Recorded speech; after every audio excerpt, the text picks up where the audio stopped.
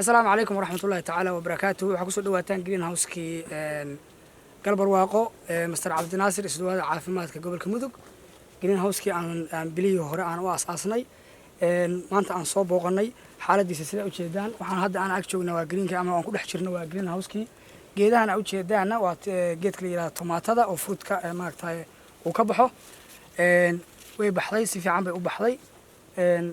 hadda aan soo booqanay ay waqtiyo hore oo aan soo booqanayba waxa aan fiirinay xaaladaha green house-yada deegaanada gobolka Mudug aan ka beernay company-geena Garowe Drip xaruntiisa headquarter-kiisu ay u yahay magaala madaxda maamulka goboleedka Puntland geesiga Garowe galabta maanta waxaan soo booqanay green house-kii Cabdi Naasir isduwa caafimaadka gobolka Mudug saa u jeedaanba yaanyadii way soo baxday tomaatadii way soo baxday green house-ka yaanyada aad bay u soo baxday saa u jeedaan furtiskii qaybihii kala duwan maaragtay green ah isagoo reed ah intaba way soo baxday ما شاء الله سين قرح بدن أو في عن وصوب حي هذا بقشة عن كل ما عمي أما سفر كان وضعها إن عن حالها جرين هوسيدي عن أساسني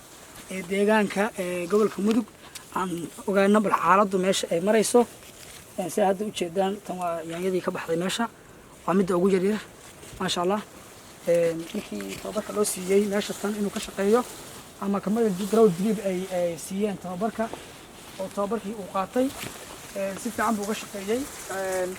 markii la yiraahdo deegaanka gobolka Mudug dadkii aan tababarnay ama beeraleydii ama shaqaalihii deegaanadaas joogay oo maaragtay aan tababarnay sida hadda idinka muuqata green house-kan aad iyo aad oo qurux badan oo ama la yaab leh u soo baxay haddana meesha maray u jeedaan ma sha Allah waxaana hadda tilmaamo iyo tababaraba aan siin doonaa شخصي حالة سوق قرسية بيرتنا نقول عن تابرك السيني عاد يفتح يره وهذا دين عيقان شوقة إن شاء الله ومركا تابركنا وأسس عنيا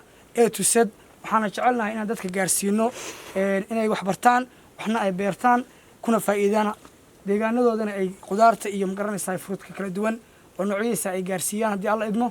كم بني جرو دريب نمر والبابو حو مارك تاي دنيا يا إن دتك سوماليات أمرير بدلان بأي وحبرتان ayna bartaan sidii wax loo beeran lahaa ayna uga shaqeysan lahaayeen deegaankooda wax soo saarna ay uga sameyn lahaayeen meesha ay joogaan ayna ku dhasheen kuna nool yihiin